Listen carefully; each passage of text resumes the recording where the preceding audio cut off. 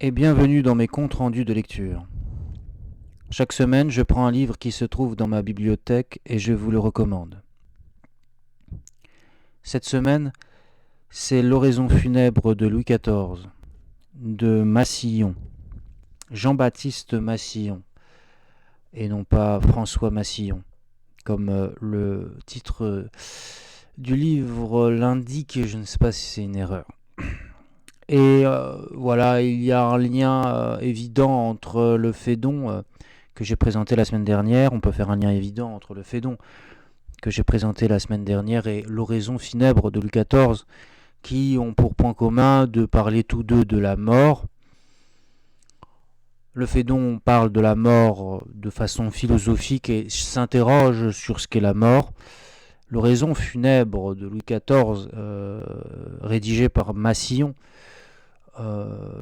croit connaître ce qu'est la mort, un passage vers Dieu, donc, dans une société chrétienne, et magnifie les vertus présentes de Louis XIV, les vertus que Louis XIV a pu montrer au cours de sa vie pour espérer qu'il ait trouvé grâce aux yeux du Seigneur.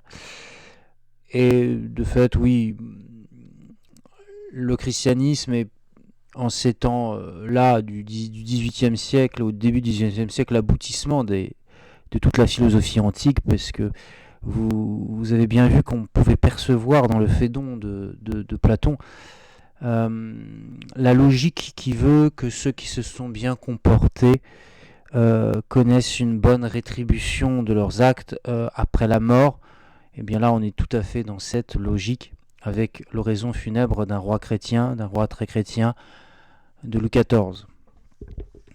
Avant de présenter Jean-Baptiste Massillon et dire qui il est, et je voudrais dire deux mots de l'image d'illustration qui a été choisie par ce livre et cette petite maison d'édition.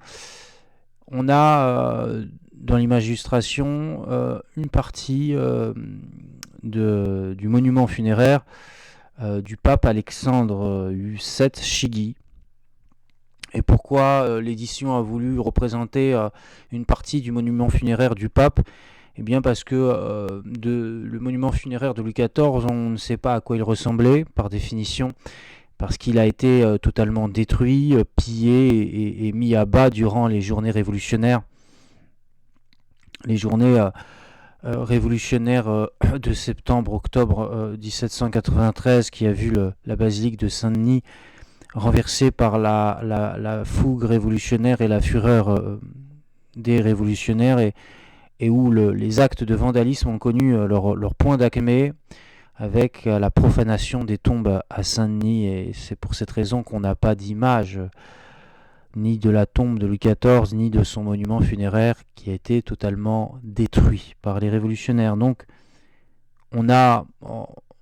les éditeurs ont choisi de faire représenter une tombe qui n'a pas été attaquée, une tombe qui est encore conservée de nos jours à Rome, celle du pape Alexandre VI Chigi, qui est mort en 1668, au début du règne de Louis XIV, et qui a la particularité, ce monument funéraire, de représenter un pape qui a conscience et qui a eu toujours conscience de la mort et de la pesanteur de la mort sur nos vies, puisque cet élément de ce morceau de monument funéraire représente, par le truchement d'une figure féminine, les vertus du pape, c'est-à-dire la charité représentée par une femme qui tient un enfant, la vérité représentée par une femme qui croise les bras et qui fait reposer sur un globe terrestre, son pied.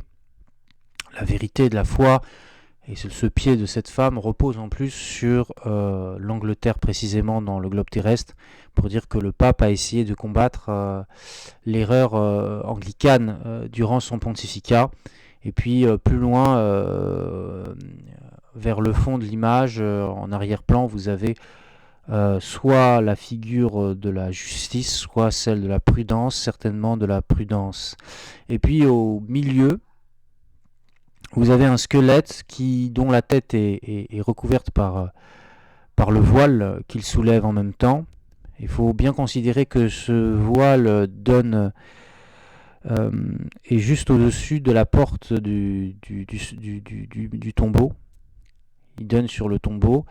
Et que fait ce squelette doré? Eh bien, il tient dans sa main une clepsydre, signe du temps qui passe et du temps qui nous amène immanquablement vers la mort. Et cette phrase digne et célébrissime du christianisme, Memento homo, quia pulvices, et in pulverem reverteris, souviens-toi homme que tu es poussière et que tu retourneras à la poussière. Cette phrase, il l'avait en tête, le pape Alexandre VII. Et pour cause, lui qui est mort d'une insuffisance rénale et qui a vu la mort venir de loin, il avait conservé dans son bureau un crâne et toutes les marques de la mort, parce qu'il était bien conscient que cette mort allait arriver. Ce tombeau, il a été sculpté par le Bernin, le plus grand sculpteur du temps, et il a été sculpté quelques années avant la mort du pape, d'un pape qui savait qu'il allait mourir et qui a commandé et même décidé de l'agencement de cette tombe pour qu'elle puisse ensuite parvenir jusqu'à nous et pour qu'elle puisse donner le message qu'il avait voulu donner aux autres, aux hommes qui ensuite allaient pouvoir observer cette tombe sur les décrets implacables d'une mort immanquable. Donc voilà, Massillon, Jean-Baptiste Massillon, c'est lui qui est présenté dans ce livre, et ce livre est en soi un discours, une prédication même, puisque c'est le style de l'oraison funèbre. L'oraison funèbre, c'est un style qui est en vogue depuis l'Antiquité. Les Grecs la pratiquaient, cette oraison funèbre. Pensons à l'oraison funèbre de Périclès, qu'il fait pour honorer les Athéniens morts au combat, à l'oraison funèbre d'Hypéride, qu'il prononce à la suite de la guerre lamiaque, à l'oraison funèbre qu'Auguste prononce pour sa tante, à l'oraison funèbre que Tacite prononce pour Agricola. Enfin, le style de l'oraison funèbre, c'est quelque chose qui est constitutif de notre civilisation occidentale. Et on pense aussi à l'oraison funèbre, pour ce qui est de la France, on pense au grand orateur qui était l'Aigle de Meaux à Bossuet, qui a magnifié la langue française par les oraisons funèbres. Eh bien, ce n'est pas Bossuet là qui récite l'oraison funèbre de Louis XIV, puisque Bossuet est mort avant Louis XIV. Donc ce ne peut être qu'un autre grand orateur, et les grands orateurs du temps à cette époque, c'était les religieux, c'était les prêtres, et les prêtres, encore aujourd'hui, sont toujours, à mon sens, de grands orateurs, puisqu'ils sont en charge de donner un discours, de faire une exégèse des textes et donner une interprétation. Et donc, la parole, l'utilisation de la parole, l'utilisation de l'éloquence, de la rhétorique et de toutes les manœuvres du discours, c'est quelque chose qui est au fondement du métier de prêtre, du sacerdoce de prêtre. Et c'est pour ça que les prêtres, dans ces temps de religion forte, étaient par essence même de grands et de très grands orateurs, et étaient pourvus d'une très grande éloquence. Pour captiver la foule, c'était aussi un spectacle que d'aller voir ces grands orateurs qui étaient les prêtres, les plus talentueux d'entre eux du moins, puisque vous aviez même des comédiens, des célèbres comédiens du temps de Louis XIV qui venaient voir Jean-Baptiste Massillon en chair pour s'inspirer de la théâtralité du prêtre pendant son prêche, pour s'inspirer des gestes que fait le prêtre durant son prêche. Et beaucoup de comédiens et amis de Molière étaient toujours soufflés parfois par la théâtralité des hommes de religion et par leur aisance oratoire. Oui, on se déplaçait à l'époque, on allait aussi à la messe à l'époque pour apprécier, pour savourer les discours qui sont prononcés par les plus talentueux des prêtres, Et beaucoup de discours de Massillon ont été mis par écrit, beaucoup ont circulé sous le manteau, certains ont voulu les contrefaire et beaucoup les relisaient, même les avaient sous les yeux de façon un peu clandestine quand Massillon prenait la parole, et ce qui ne déplaisait un peu à Massillon que ces discours fassent l'objet d'un commerce souterrain.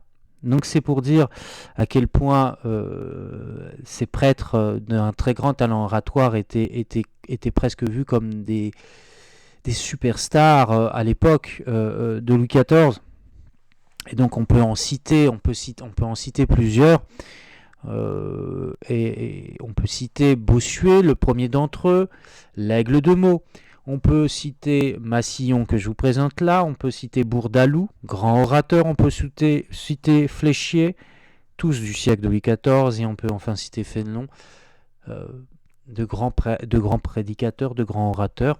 Et pour souligner encore cet aspect, vous avez devant l'église de Saint-Sulpice à Paris, vous avez ce qu'on appelle la fontaine des orateurs. Et qui sont représentés dans cette fontaine des orateurs? Eh bien, c'est 4 évêques, qui sont tous devenus évêques après, à savoir Bossuet, Fénelon, Massillon et Fléchier, qui sont représentés dans cette fontaine des orateurs pour magnifier aussi le talent des hommes d'église à prononcer une parole de vérité et à le prononcer avec le plus d'éloquence possible. Alors, Jean-Baptiste Massillon, c'est donc, vous l'avez compris, un prêtre doté d'une très grande éloquence, comme Bossuet, Fléchier et Fénelon. Il est né en 1663 à Hyères et il est mort en 1742. Il a fini sa carrière ecclésiastique en tant qu'évêque de Clermont. Et Jean-Baptiste Massillon est rentré dans les ordres, s'est fait ordonner en 1691 et il est rentré dans un ordre religieux qu'on appelle les oratoriens, et comme son nom l'indique, les oratoriens étaient connus et reconnus pour leur aisance oratoire et pour leur très grande habileté pour composer des textes. Et il a commencé tout de suite sa carrière en composant l'oraison funèbre d'un évêque qui était mort, et puis il a ensuite enchaîné très rapidement en composant d'autres oraisons funèbres de personnages célèbres, et de ce fait il était connu pour son expertise dans ce style qu'était l'oraison funèbre. Il a rencontré pour la première fois Louis XIV en 1699, et Louis XIV a apprécié la verve de Massillon et sa franchise. Sa franchise surtout puisque Massillon n'était pas un courtisan ou un prêtre courtisan, mais était fidèle au message du Christ et n'hésitait pas à dire à Louis XIV ces 4 vérités et à montrer ce qui était mauvais ou non. Et c'est pour cette raison que Louis XIV lui aurait déclaré à Massillon, après l'avoir vu plusieurs fois et avoir été le témoin de plusieurs de ses prêches, eh bien il lui aurait dit: mon père, j'ai entendu plusieurs grands orateurs dans ma chapelle, j'en ai été fort content pour vous. J'en ai été fort content. J'ai entendu plusieurs orateurs dans ma chapelle, j'en ai été fort content pour vous. Toutes les fois que je vous ai entendu, j'ai été très mécontent de moi-même, très mécontent de lui-même, Louis XIV, puisque Massillon se faisait fort de relever les torts des puissants et même du roi lui-même pour qu'il s'achemine vers la piété. Et puis Louis XIV à ce moment-là était dans une période très pieuse. Il était avec Madame de Maintenon, il avait déjà promulgué l'édit de Fontainebleau en 1685 qui expulsait de France les juifs et les protestants afin d'évangéliser, de réunifier religieusement la France. Il était demandeur, Louis XIV, de ses redressements moraux, et il était demandeur à ce qu'on lui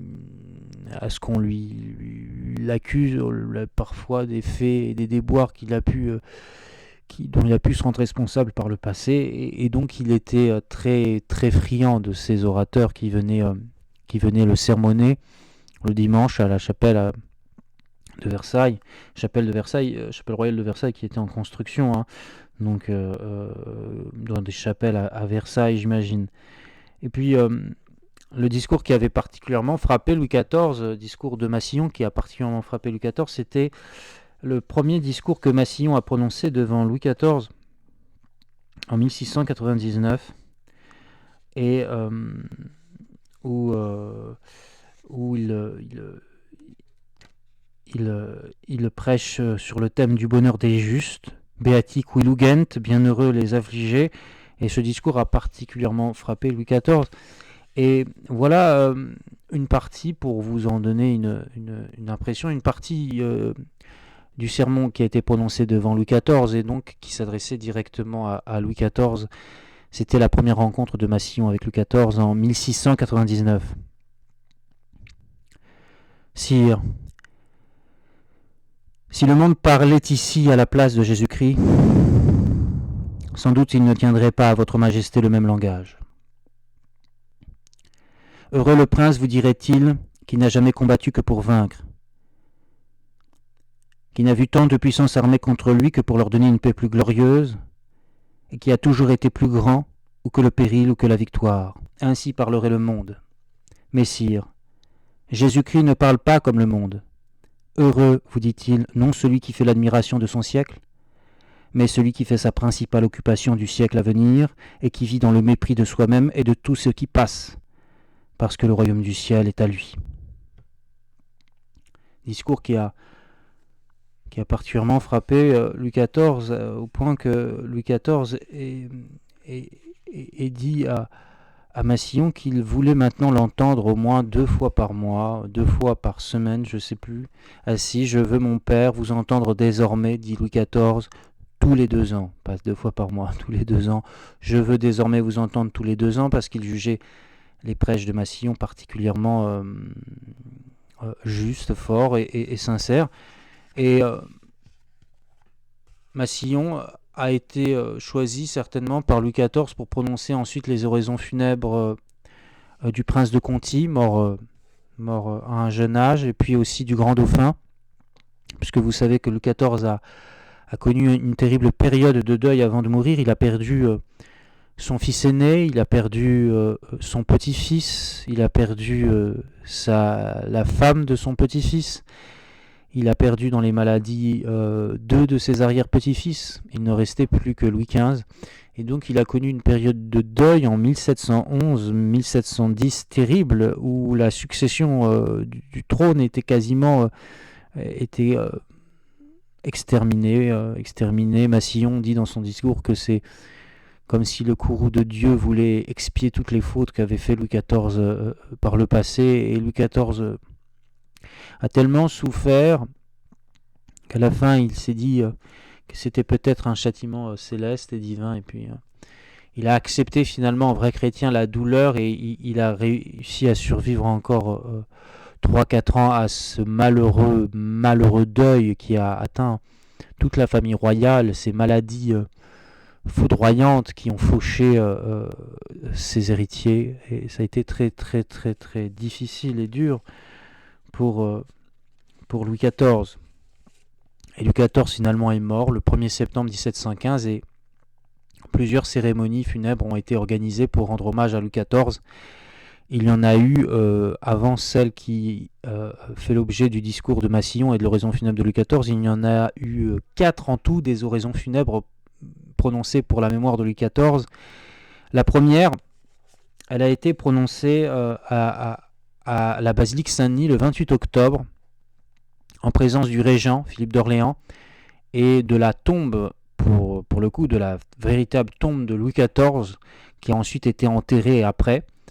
La deuxième, elle a eu lieu le 28 novembre, donc un mois après, et elle a été prononcée à Notre-Dame de Paris, devant un catafalque et une représentation fictive du roi. Et elle a été prononcée pour le Parlement de Paris. Et celle qui nous concerne, elle a été prononcée à la Sainte-Chapelle le 17 décembre 1715 par Jean-Baptiste Massillon, à la demande de la Chambre des comptes. Et vous voyez donc que les grandes institutions de l'État, à la mort d'un roi, se payaient le luxe de faire prononcer leur propre oraison funèbre. C'est-à-dire que le régent procède aux véritables funérailles du roi, si vous voulez, où il y a réellement enterrement à la basilique Saint-Denis. Ensuite, on a des oraisons funèbres qui se succèdent et chaque grand corps de l'État aime et apprécie que une oraison funèbre soit prononcée par son propre fait. C'est un peu la logique courtisane qui se poursuit post-mortem. Et de fait, on a le Parlement de Paris qui organise une cérémonie funèbre à sa propre initiative à Notre-Dame, un mois après l'enterrement. On a la Chambre des comptes qui en organise une à la Sainte-Chapelle, c'est celle qui nous concerne. Et puis on a l'Académie française qui en organise aussi une. Je sais plus dans quel lieu d'ailleurs, mais qui en organise une un jour après celle de Massillon.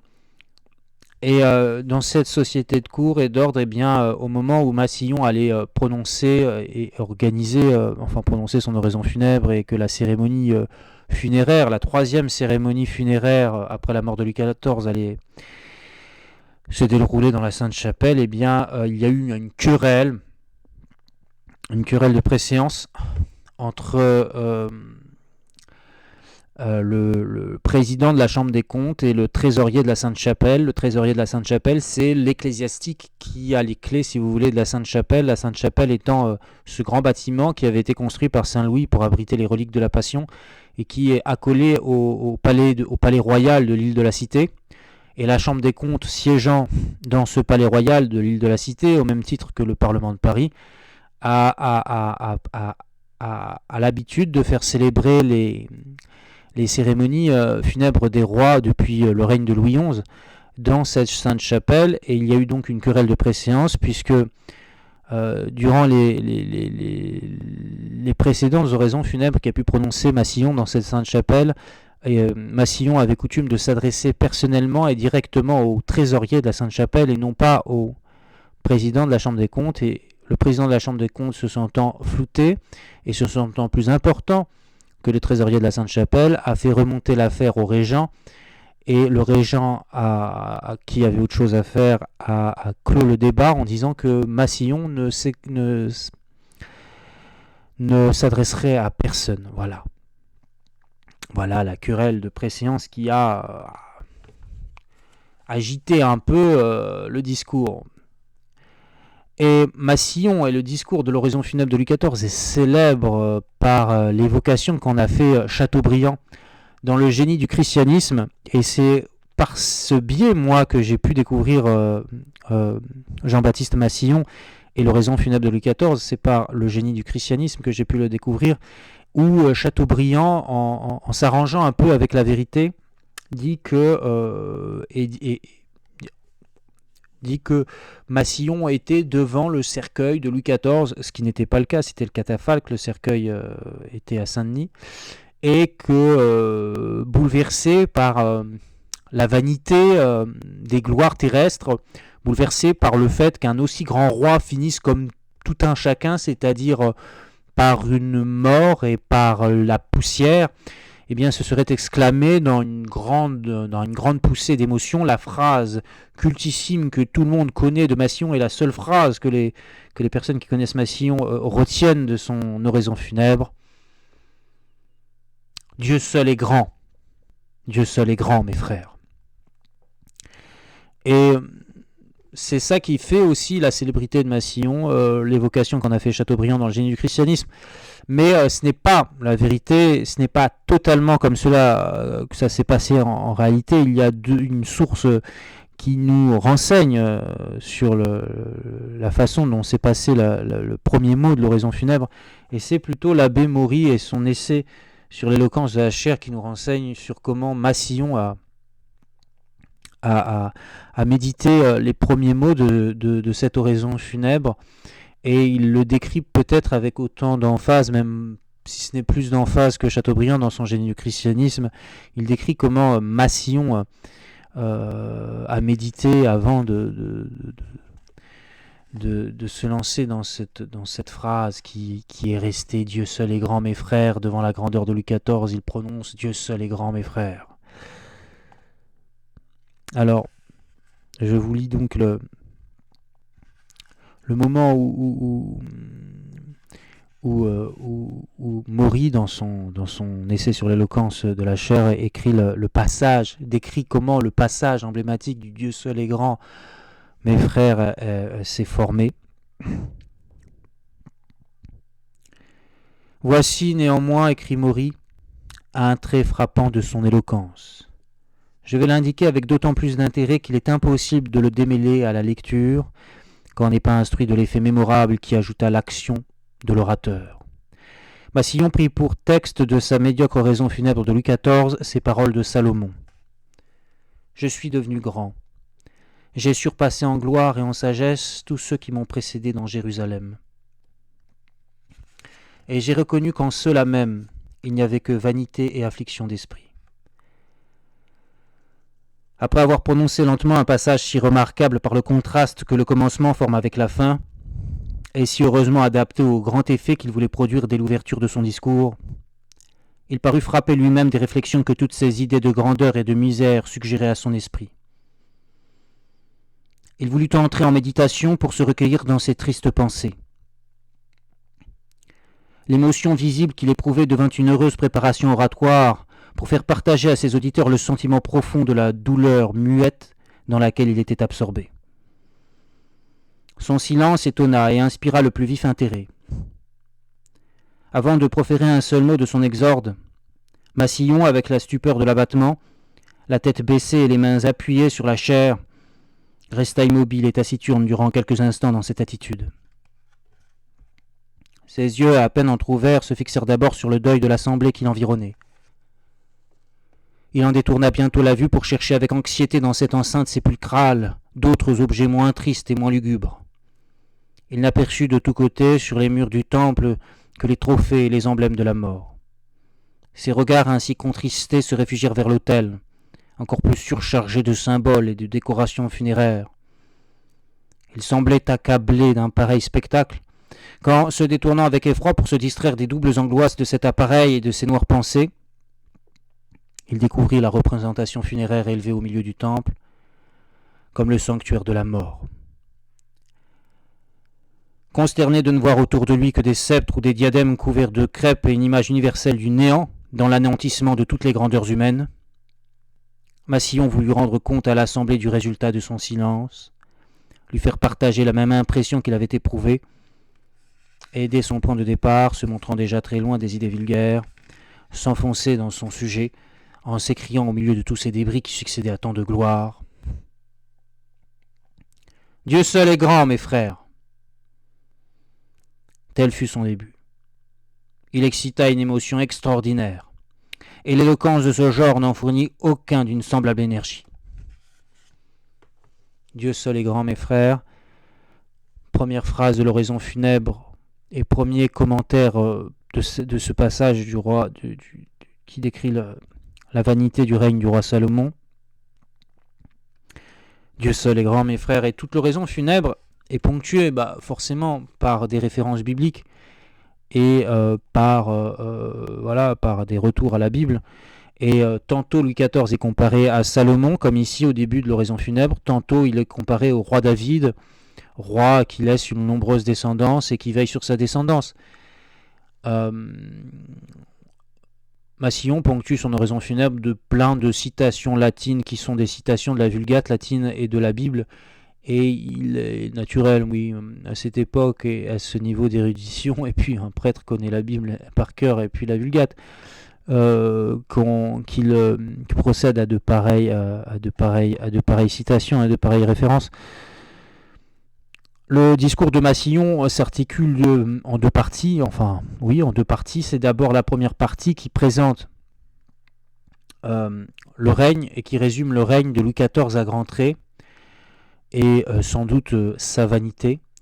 Et la deuxième partie, c'est celle qui se concentre sur Louis XIV comme un être et un être humain avant tout chrétien et comme un simple chrétien parmi l'assemblée des chrétiens, et un discours qui essaye de donner des exemples de la piété de Louis XIV et de ce qui fait sa véritable gloire en réalité, d'avoir été un chrétien et d'être mort en chrétien et d'avoir agi en chrétien. Voilà pour Massillon la véritable gloire du règne de Louis XIV, non pas du règne de Louis XIV, mais la véritable gloire personnelle de Louis XIV, parce qu'il s'agit ici de prononcer un discours pour le salut de l'âme, enfin, pour plaider au salut de l'âme de Louis XIV, et non pas faire une synthèse ou un panégyrique du règne, mais plutôt se recueillir sur l'âme d'un quelqu'un qui a besoin de nos supplications et de nos prières pour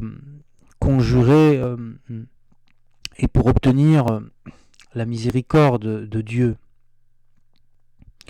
Et donc c'est Louis XIV, dépouillé de tous ses fastes, et qui se présente nu, dépouillé devant Dieu, et qui demande, voilà, par l'intercession des vivants, qu'on lui vienne en aide, et que Dieu lui pardonne ses péchés. C'est d'ailleurs aussi pour la raison pour laquelle, au moment où Massillon achève son oraison funèbre, eh bien, il y a le De Profundis qui est chanté et prononcé, certainement le De Profundis de Jean-Baptiste Lully, De Profundis, et qui veut dire, et qui c'est un chant religieux qui dit que des profondeurs j'acclame, j'élève la voix vers toi, mon Dieu, pour que tu me sauves, des profundis, des profondeurs de la mort où je suis tombé. J'implore ta miséricorde, mon Dieu, et j'espère en ton salut.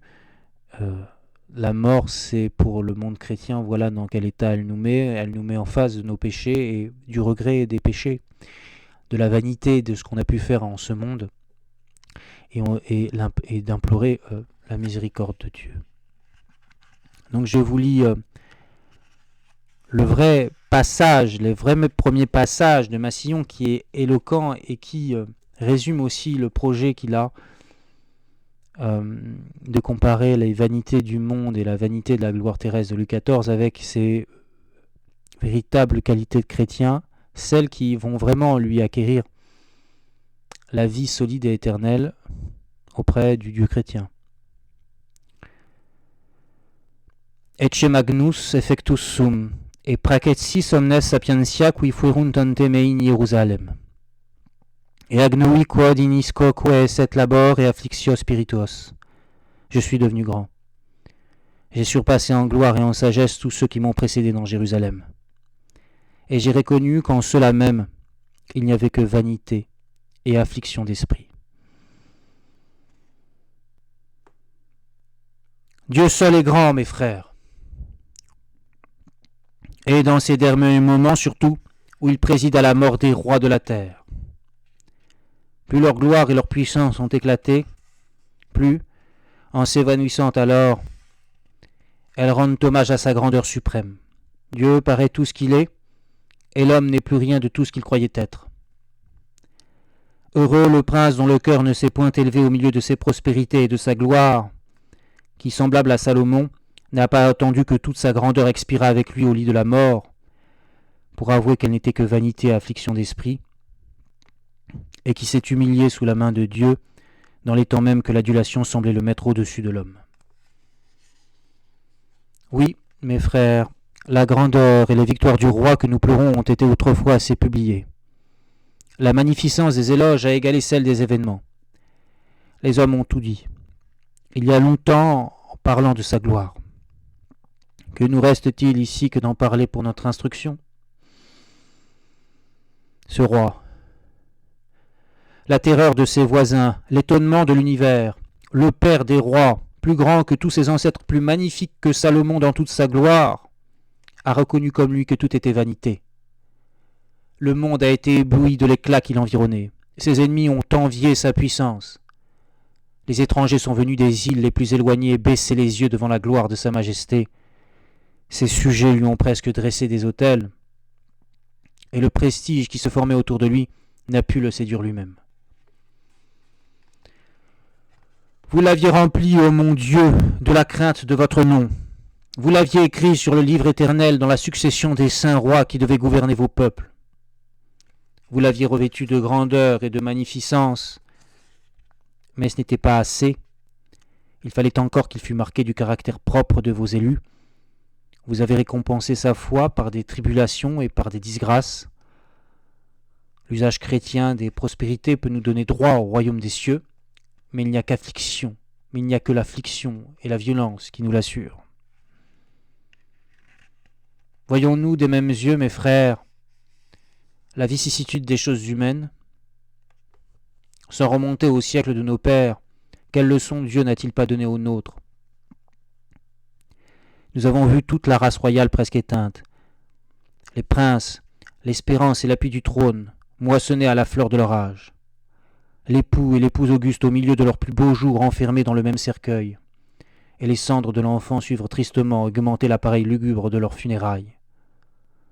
Le roi, qui avait passé d'une minorité orageuse au règne le plus glorieux dont il soit parlé dans nos histoires, retombait de cette gloire dans des malheurs presque supérieurs à ses anciennes prospérités, se relever encore plus grand de toutes ses pertes, et survivre à tant d'événements divers pour rendre gloire à Dieu et s'affermir dans la foi des biens immuables. Ces grands objets passent devant nos yeux comme des scènes fabuleuses. Le cœur se prête pour un moment au spectacle.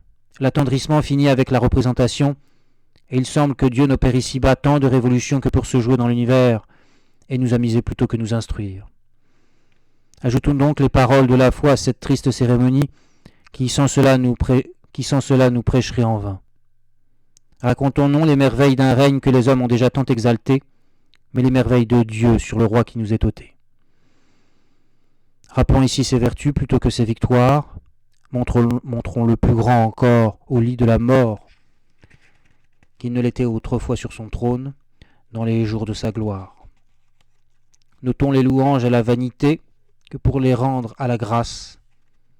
Et quoiqu'il ait été grand, et par l'éclat inouï de son règne et par les sentiments héroïques de sa piété, de réflexions sur lesquelles va rouler ce devoir de religion que nous rendons à la mémoire du très haut, très puissant et très excellent prince Louis XIV du nom, roi de France et de Navarre.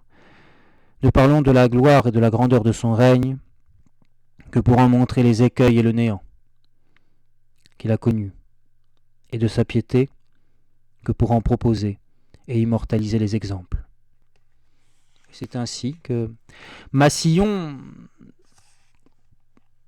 compose son discours en deux parties, la première qui résume le règne de Louis XIV et la deuxième qui exalte les vertus chrétiennes du roi, qui, il est vrai, est revenu à des considérations plus pieuses à la fin de son long règne. Première partie, il la commence ainsi, et ça donne le ton de ce qu'il va ensuite dérouler sur la vanité du règne de Louis XIV. Tout ce qui fait la grandeur des rois sur la terre en fait aussi le danger. Les succès éclatants dans la guerre, la magnificence dans la paix, l'élévation des sentiments et la majesté dans la personne, voilà tout ce que la vanité peut faire souhaiter aux souverains, et voilà aussi tout ce que la foi doit leur faire craindre. Et c'est ainsi que voilà, par ce début de phrase, il continue et déroule le règne de Louis XIV. Et dans sa deuxième partie, il exalte les qualités chrétiennes du roi, et c'est ainsi qu'il la commence, cette deuxième partie. L'onction sainte répandue sur les rois consacre leur caractère et ne sanctifie pas toujours leur personne. L'étendue de leur devoir répond à celle de leur puissance. Le sceptre est plutôt le titre de leurs soins et de leur servitude que de leur autorité. Ils ne sont rois que pour être les pères et les pasteurs des peuples. Ils ne sont pas nés pour eux seuls, et les vertus privées, qui assurent le salut du sujet toutes seules, se tourneraient en vice pour le souverain. C'est à la sublimité de ces idées primitives que l'Écriture rappelle l'éloge d'un des plus saints rois de Juda. Il conserva son cœur fidèle à Dieu. Gubernavit ad dominum cor ipsius. C'est le devoir essentiel de l'homme. Il renversa les abominations de l'impiété et tous les monuments de l'erreur. Tulit abominationes in pietatis. C'est le zèle du souverain. Il affermit la piété dans les jours de péché et de malice, en l'honorant de ses faveurs et de sa confiance. In diebus peccatorum corrobavit pietatem. Et c'est l'exemple que doit à ces sujets celui qui en est le pasteur et le père. Louis porta en naissant un fond de religion et de crainte de Dieu que les égarements même de l'âge ne purent jamais effacer. Le sang de Saint Louis et de tant de rois chrétiens qui coulaient dans ses veines, le souvenir encore tout récent d'un père juste, les exemples d'une mère pieuse, les instructions du prélat irrépréhensible qui présidait à son éducation, d'heureuses inclinations encore plus sûres que les instructions et les exemples, tout paraissait le destiner à la vertu comme au trône.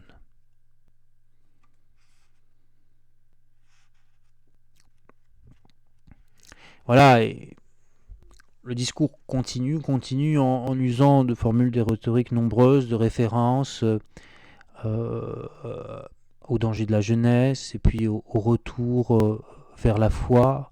En fait, Louis XIV a un profil assez proche d'un chrétien lambda qui un jour va vers le péché, un autre jour regrette, un jour reconnaît la vanité des choses passables du monde, un autre les recherche. C'est toute la complexité de l'homme, et Massillon disait lui-même que l'homme est un mystère pour lui-même. L'homme est un mystère pour lui-même, il cherche les plaisirs comme si c'était la fin et le bonheur absolu, alors que les plaisirs ont une fin, nous rendent parfois malheureux, et qu'il nous manque quelque chose, et que on est parfois attiré par une chose, puis par l'autre. L'homme est un mystère pour lui-même, c'est fort. L'homme est un mystère pour lui-même, et Louis XIV, comme tout le monde, on est tiraillé par des idées et des sujets discordants. Massillon, pour revenir à lui, n'a jamais voulu qu'on publie ses discours. Il a d'ailleurs dit à son neveu Joseph Massillon de ne jamais publier ses discours. Je ne sais pas pourquoi, enfin, peut-être qu'il ne les jugeait pas assez forts, bons, ou qu'il considérait qu'ils étaient réservés à l'auditoire du moment. Mais son neveu ne l'a pas écouté et a publié ses discours en 1745, et depuis 1745, c'est les oraisons funèbres de Louis XIV et puis tous les discours et toutes les oraisons funèbres qu'a pu prononcer Massillon sont restés, et on fait le bonheur des autres prêtres qui ont pu s'inspirer de l'éloquence de Massillon. Et puis Massillon finit son discours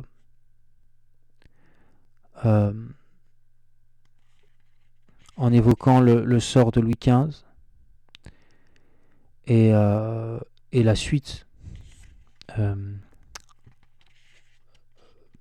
l'histoire de France et les espérances que l'on place dans le corps du jeune roi. Et puis c'est ensuite que résonne le De Profundis de Lully, pour que le roi trouve grâce aux yeux de Dieu, et que Dieu ait pitié de lui. Et ce sont tous les hommes qui entonnent ce chant, parce que tous les hommes ont la crainte de ne pas trouver grâce après la mort, aux yeux de Dieu certainement. Et donc c'est un moment aussi très émouvant, on peut l'imaginer, de cette oraison funèbre de Louis XIV. Donc je vous lis les dernières phrases de l'oraison funèbre de Louis XIV, et j'arrête mon compte rendu là-dessus, et vous avez en prime le De Profundis qui suivra. Enfin, le jeune Salomon, l'auguste enfant, est appelé. Louis offre au Dieu de ses ancêtres ce reste précieux de sa maison royale, cet enfant sauvé du débris, qui lui rappelle la perte encore récente de tant de princes, et que ses prières et sa piété ont sans doute conservé à la France. Il demande pour lui à Dieu, comme David pour son fils Salomon, un cœur fidèle à sa loi, tendre pour ses peuples, zélé pour ses autels et pour la gloire de son nom. Salomonique filio meo, d'accord, perfectum, ut custodiat mandata tua. Il lui laisse pour dernières instructions, comme un héritage encore plus cher que sa couronne, les maximes de la piété et de la sagesse. Mon fils, lui dit-il, vous allez être un grand roi, mais souvenez-vous que tout votre bonheur dépendra d'être soumis à Dieu et du soin que vous aurez de soulager vos peuples. Évitez la guerre, ne suivez pas là-dessus mes exemples. Soyez un prince pacifique, craignez Dieu et soulagez vos sujets. Il lève les mains au ciel, comme les patriarches au lit de la mort, et répand sur cet enfant, avec ses vœux et ses bénédictions, des larmes qui échappent à sa tendresse, ou à la joie qu'il a d'aller posséder le royaume de l'éternité qui lui est préparé. Retournez donc dans le sein de Dieu d'où vous étiez sortis, âme héroïque et chrétienne. Votre cœur est déjà où est votre trésor. Brisez ces faibles liens de votre mortalité qui prolongent vos désirs et qui retardent votre espérance. Le jour de notre deuil est le jour de votre gloire et de vos triomphes. Que les anges tutélaires de la France viennent au-devant de vous pour vous conduire avec pompe sur le trône qui vous est destiné dans le ciel, à côté des saints rois vos ancêtres, de Charlemagne et de Saint-Louis. Allez rejoindre Thérèse, Louis, Adélaïde, qui vous attendent, et essuyez auprès d'eux, dans le séjour de l'immortalité, les larmes que vous avez répandues sur leurs cendres. Et si, comme nous l'espérons, la sainteté et la droiture de vos intentions a suppléé devant Dieu ce qui peut avoir manqué, durant le cours d'un si long règne, au mérite de vos œuvres et à l'intégrité de vos justices, veillez du haut de la demeure céleste sur un royaume que vous laissez dans l'affliction, sur un roi enfant qui n'a pas eu le loisir de croître et de mûrir sous vos yeux et sous vos exemples, et obtenez la fin des malheurs qui nous accablent et des crimes qui semblent se multiplier avec nos malheurs. Et vous, grand Dieu, jetez du haut du ciel des yeux de miséricorde sur cette monarchie désolée, où la gloire de votre nom est plus connue que parmi les autres nations, où la foi est aussi ancienne que la couronne, et où elle a toujours été aussi pure sur le trône que le sang même de nos rois qui l'ont occupée.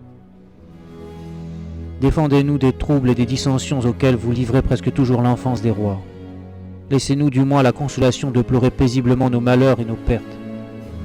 Étendez les ailes de votre protection sur l'enfant précieux que vous avez mis à la tête de votre peuple, cet auguste rejeton de tant de rois, cette victime innocente échappée toute seule aux traits de votre colère et à l'extinction de toute la race royale. Donnez-lui un cœur docile à des instructions qui vont être soutenues de grands exemples. Que la piété, la clémence, l'humanité et tant d'autres vertus qui vont présider à son éducation se répandent sur tout le cours de son règne. Soyez son Dieu et son Père pour lui apprendre à être le Père de ses sujets et conduisez-nous tous ensemble à la bienheureuse immortalité. Ainsi soit-il.